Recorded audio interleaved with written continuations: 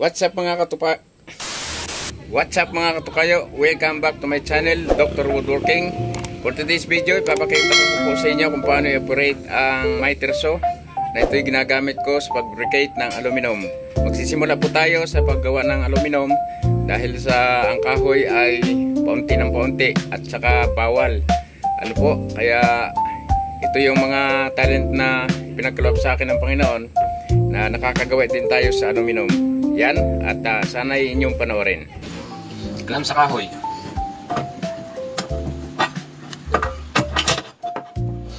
And then itong isa, handle ko dito sa handle siya dito. Para hawakan pagka kayo ay gusto nyo 45 degrees. Yan. 45 angle.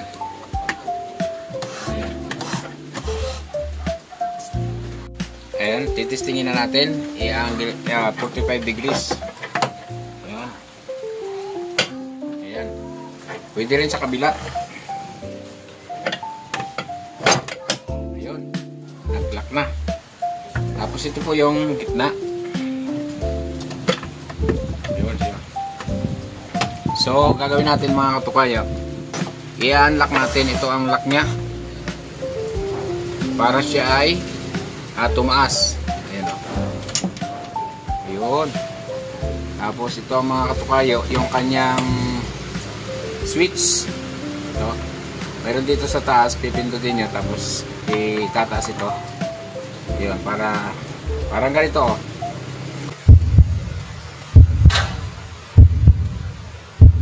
Ay, di ko pala nakasaksak. Sasaksak muna natin. Ayan. Nakasaksak na po mga katukayo. Testingin na natin. Press sa taas. Okay.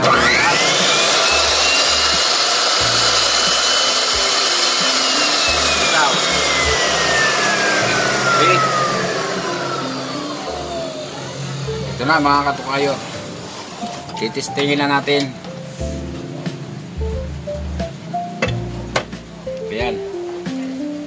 Ito mga katukayo, pwede siya sa kahoy. Pwede siya sa aluminum. Kaya nga po pala ako bumili nito mga katukayo. Gusto, may nagpapagawa sa akin ng estante. So kailangan ko ng cutter. Although pwede namang DIY. Pero mas maganda ito, may talim na. Kaya bumili na rin ako. So susubukan natin mga katukayo kung ito ay pwede sa kahoy. Ay sure talaga mga katukayo. Dahil kahoy lang to. Ito naman medyo matigas pero kaya niya. Well, diba? Testing natin.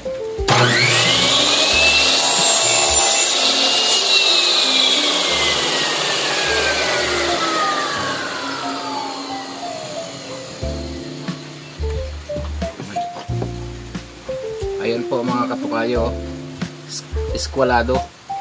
Testingin natin sa aluminum. Ayan, subukan na natin mga katukayo.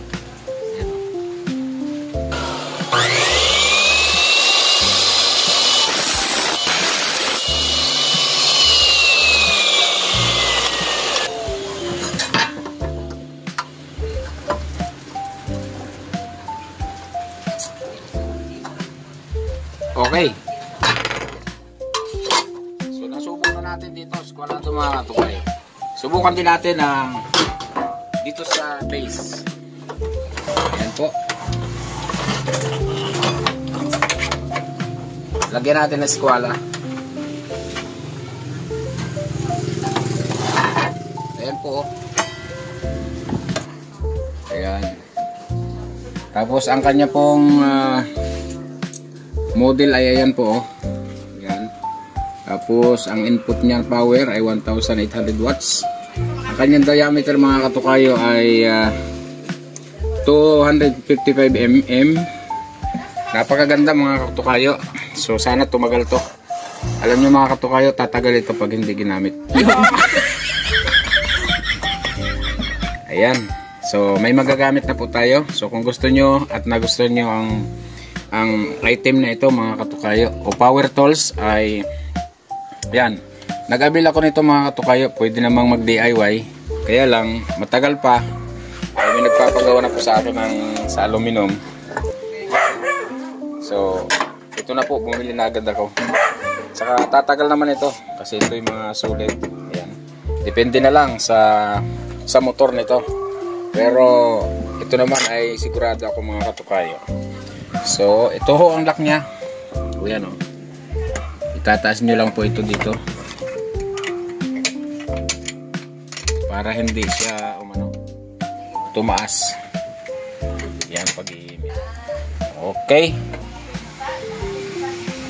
Ayan, suportahan niyo po ang aking YouTube channel. Please like, share, and subscribe. At pindutin nyo na rin yung notification bell para ma-update kayo sa aking mga bagong video.